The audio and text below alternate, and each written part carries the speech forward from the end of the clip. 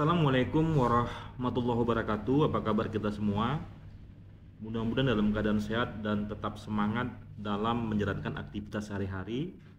Baik, pada pertemuan keempat ini, pada mata kuliah strategi kompensasi, kita akan sama-sama mendengar dan menyimak video materi keempat dengan tema struktur gaji dan upah. Adapun tujuan pembelajarannya, yang pertama, setelah kalian menonton video ini, diharapkan memahami konsep dasar struktur gaji dan sistem upah, ya. Kemudian yang kedua, mampu menjelaskan prinsip keadilan dan kelayakan dalam penentuan gaji. Yang ketiga, menyusun contoh struktur gaji yang adil dan kompetitif. Dan yang keempat, menganalisis faktor-faktor yang mempengaruhi sistem pengupahan di organisasi. Baik, kita mulai sebagai pengantar. Ya, bayangkan misalnya Anda baru saja diterima di dua perusahaan yang berbeda, ya. Di dua perusahaan yang berbeda. Sebutlah perusahaan A dan B.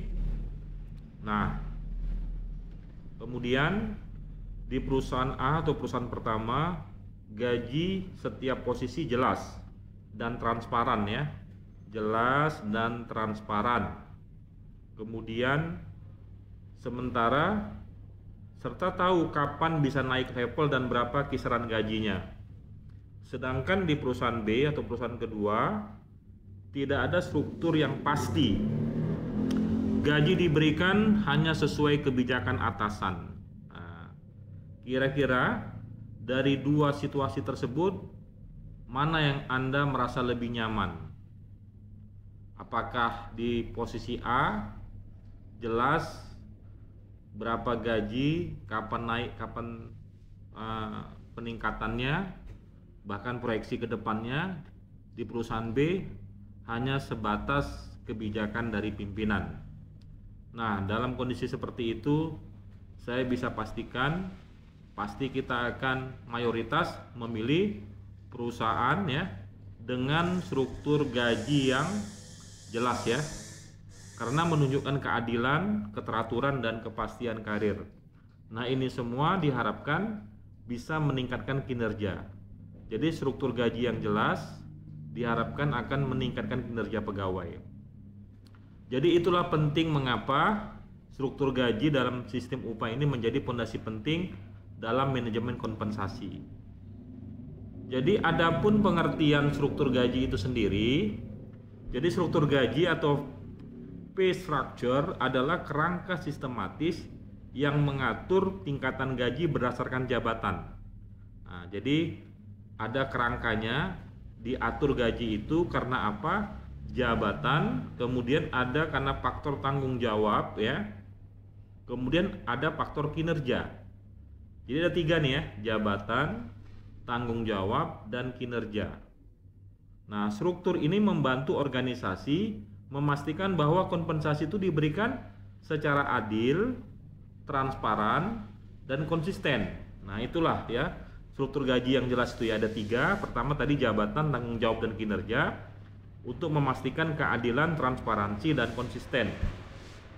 Jadi menurut Milkovich dan Newman tahun 2020, jadi struktur gaji itu harus memenuhi tiga prinsip utama, dia menyebutkan. Yang pertama disebut dengan internal equity atau keadilan internal. Nah, posisi dengan tanggung jawab lebih besar harus mendapatkan gaji yang lebih tinggi, begitu. Kemudian ada namanya external competitiveness, ya. Ini adalah karena ada faktor daya saing. Nah, gaji harus bersaing dengan pasar tenaga kerja agar tidak kehilangan talenta. Jadi maksudnya begini, ketika perusahaan, ya, ingin merekrut pegawai, dia harus memberikan informasi berapa gaji yang akan dia terima. Gunanya agar orang-orang bertalenta, orang-orang berpotensi yang memang punya kompetensi yang baik terekrut dengan benar atau terekrut dengan cepat, ya, di perusahaan tersebut karena memberikan gambaran gaji yang sesuai. Ini kan gunanya untuk agar organisasi nanti tentu bisa menjadi unggul dan tentu bisa bersaing karena SDM-nya juga berkualitas. Jadi harus bisa bersaing ya di pasar tenaga kerja. Kemudian yang ketiga, ini tadi pertama keadilan, yang kedua di tingkat pasar tenaga kerja harus bersaing, dan yang ketiga adalah namanya individual equity atau keadilan individu. Nah, karyawan dengan kinerja dan kompetensi yang lebih tinggi ya layak mendapatkan kompensasi yang lebih baik ya. Jadi kalau dia memang kinerjanya bagus, kompetensinya juga bagus, maka wajar dia mendapatkan kompensasi yang lebih baik. Nah, itu namanya individual equity. Baik, jadi sebenarnya apa pengertian upah dan jenisnya? Nah, upah atau wage adalah imbalan finansial yang dibayar perusahaan kepada karyawan atas jasa yang diberikan. Ya, biasanya dihitung berdasarkan waktu atau hasil kerja. Nah, jadi jenis-jenis upah itu sendiri ada beberapa ya. Yang pertama, upah ini diberikan berdasarkan waktu atau time based pay. Jadi dibayar karena berapa lama dia bekerja. Apakah per jam, per hari, per minggu, atau per bulan. Nah, cocok untuk pekerjaan yang tidak bisa diukur hasil fisiknya. Ya, seperti itu. Ini misalnya bagian staf administrasi. Kemudian upah berdasarkan hasil atau fixed rate pay. Jadi dibayar sesuai dengan outputnya, cocok untuk pekerjaan produksi atau penjualan.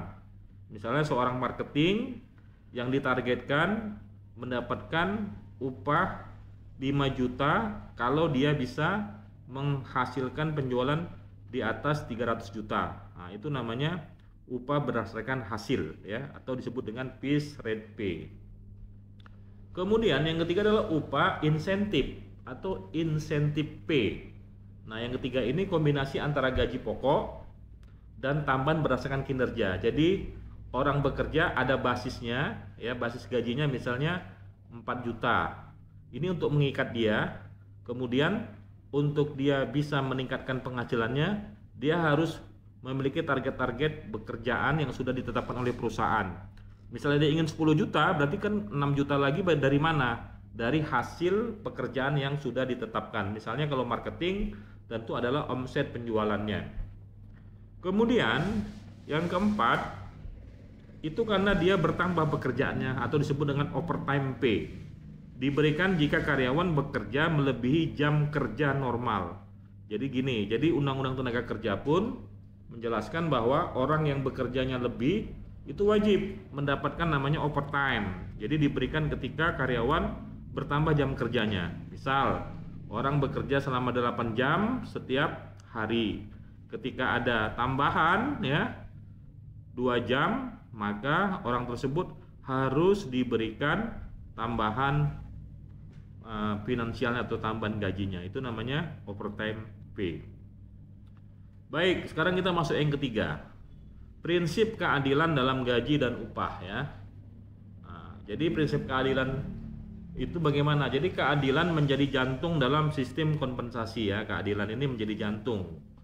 Kalau jantung itu berarti inti ya. Jadi menurut teori Adams Equity Theory, karyawan akan merasa puas jika rasio antara input ya atau usaha dan waktu serta tanggung jawab dan output ya, gaji dan tunjangan itu seimbang dengan rekan-rekannya. Nah, jadi contohnya begini ya. Si A dan si B ini pekerjaannya sama, selevel. Nah, jadi kalau misalnya si B itu lebih tinggi daripada si A, nah, ini si A nih biasanya nih mulai gusar dia, mulai heboh lah dia kan. Kenapa gajiku beda gitu? Nah, jadi dalam teori Adams Equity Theory nggak boleh kalau A dengan B ini selevel, dia harus gajinya harus sama begitu. Oke, itu ya. Ini maksud dengan equity theory ya. Nah, kemudian ya, keadilan dalam struktur gaji bisa dicapai dengan pertama ya, melakukan yang disebut dengan job evaluation. Jadi ada evaluasi jabatan. Apakah jabatannya layak dan pantas untuk mendapatkan gaji yang diharapkan. Kemudian ada yang menentukan grading atau tingkatan posisi, grade-nya ya. Misalnya grade ini disebabkan karena berapa lama dia sudah bekerja dan latar belakang pendidikannya setinggi apa. Nah, itu akan menyebabkan orang akan bisa bertambah gajinya. Kemudian menetapkan rentang gaji atau pay range ya untuk setiap levelnya ya. Jadi harus jelas antara manajer ya. Kemudian di bawah manajer itu misalnya supervisor dan karyawan yang di bawah. Itu harus jelas ringnya ya. Kemudian menyesuaikan dengan standar upah minimum dan survei pasar tenaga kerja. Jadi di Indonesia kita sama-sama tahu ada yang namanya UMR. UMR itu adalah upah minimum regional, biasanya berlaku di sebuah provinsi. Nah, juga ada namanya UMK, upah minimum kota. Jadi perusahaan tuh wajib menyesuaikan dengan regulasi pemerintah. Kira-kira berapa UMK, berapa UMP. Nah, perusahaan wajib menyesuaikan dengan dua regulasi ini. Kalau memang dia nanti wilayah kerjanya wilayah, berarti berdasarkan UMR ya, upah minimum regional ya. Nah, apabila dia hanya sebatas di tingkat kota, dia menggunakan UMK. Dan biasanya UMK itu berbeda-beda ya, sesuai dengan kondisi kota ya. Biasanya kota-kota seperti Jakarta, Batam, Medan, Surabaya, kota-kota yang memang padat dan biaya hidup tinggi, itu memang pemerintah tentu membuat UMK yang lebih tinggi ya. Makanya ada UMK tadi karena mempertimbangkan aspek kebutuhan karyawan tinggal di kota tersebut begitu. Kalau UMR ini kan bisa di wilayah-wilayah yang tidak bisa disamakan lah, intinya di setiap wilayah begitu. Oke, kita lanjut. Ini ada tabel ya. Jadi yang struktur gaji tadi, misalnya komponennya pertama orang akan menerima gaji karena ada gaji pokok ya. Apa pengertiannya? Adalah imbalan utama yang tetap sesuai dengan jabatan dan tanggung jawabnya. Kemudian ada tunjangan tetap ya. Ini misalnya tunjangan jabatan, keluarga atau transportasi. Kemudian tunjangan tidak tetap ya. Ini misalnya tunjangan makan, lembur, insentif harian. Kemudian ada bonus atau insentif. Ini adalah penghargaan atas kinerja atau pencapaian target dan benefit serta fasilitas. Biasanya ini berupa BPJS, asuransi, cuti tahunan atau fasilitas kerja. Jadi ada 1, 2, 3, 4, dan 5 ya. Komponen-komponen orang menerima suatu kompensasi. Nah, simulasi ya. Simulasi untuk terkait dengan range ya, antara level gaji di manajemen puncak dengan karyawan di tingkat paling bawah. Misal ini yang ideal ya, kalau direktur tuh gajinya sekitar 20 sampai 30 juta karena dia manajer puncak mengambil keputusan strategis, maka manajer itu biasanya gajinya sekitar 12 sampai 18 juta karena dia mengelola unit kerja. Nah, supervisor di bawah manajer itu 8 sampai 11 juta karena dia hanya pengawas pelaksana tugas. Sedangkan staf senior itu sekitar 6 sampai 8 juta karena dia pelaksana dengan pengalaman tinggi. Sedangkan staf junior karyawan baru itu sekitar 4 sampai 6 juta karena karyawan baru pemula. Jadi ini berdasarkan tanggung jawab yang diemban masing-masing bagian, sehingga kemudian gaji itu berbeda ya jumlahnya. Bisa juga karena faktor sudah senior, sudah paling lama, posisi, jabatan, serta nanti latar belakang pendidikan. Jadi nanti struktur ini hanya bukan sekedar masalah angka, tapi terkait dengan tanggung jawab dan kontribusi seseorang di dalam perusahaan ya, sehingga orang ini layak mendapatkan gaji lebih besar, sedang atau lebih kecil itu karena faktor dari hal-hal yang seperti tadi ya. Baik, tantangan dalam menyusun struktur gaji biasanya ada perbedaan antara ekspektasi karyawan dan kemampuan perusahaan. Jadi karyawan inginnya tinggi, tapi kemampuan perusahaan terbatas ya. Kemudian adanya kenaikan UMP atau UMK tadi ya, upah minimum pemerintah atau upah minimum regional atau UMK, upah minimum kota setiap tahun ini berubah-ubah. Kadang perusahaan juga suka pening ya ketika misalnya pemerintah menetapkan UMK yang tinggi pada saat yang sama mereka memang punya keterbatasan dalam memberikan gaji karyawan. Ya, kemudian persaingan pasar tenaga kerja yang memang cepat berubah. Sehingga tidak jarang itu terjadi bajak membajak karyawan yang sudah punya kompetensi yang tinggi. Nah, ini akibat di tempat lain itu lebih menjanjikan dari sisi aspek upahnya. Kemudian isu kesenjangan gender dan kesetaraan upah ya. Ya, ada perbedaan antara wanita dengan pria ya. Misalnya tentu kalau pria dengan wanita itu beda karena misalnya wanita harus cuti hamil, kemudian tidak bisa kerja lebih lama ya, maka kemudian ada gaji yang berbeda antara wanita dengan pria dan ini kadang bisa dipersoalkan gitu. Ini menjadi tantangan ya, isu gender. Baik ya, kesimpulannya terakhir. Jadi struktur gaji dan upah bukan sekedar daftar angka sekali lagi ya. Tetapi ini alat strategis ini untuk menjaga keadilan dan motivasi kerja pegawai supaya pegawai bekerja dengan penuh semangat serta menjaga loyalitas ya. Jadi ada motivasi dan ada loyalitas untuk menjaga pegawai agar tetap bekerja di perusahaan kita.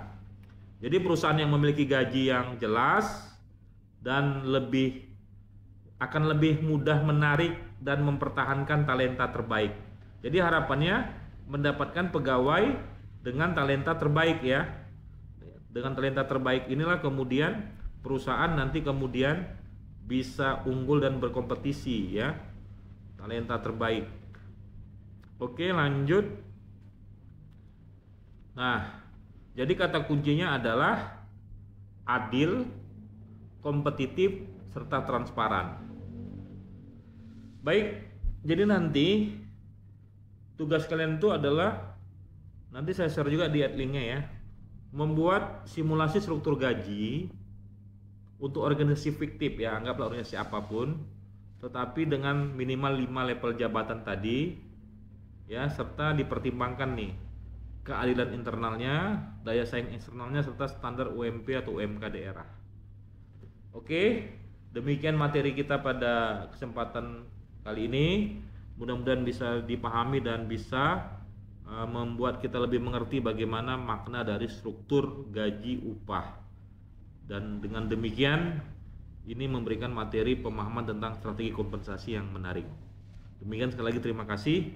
Saya akhiri dengan wassalamualaikum warahmatullahi wabarakatuh.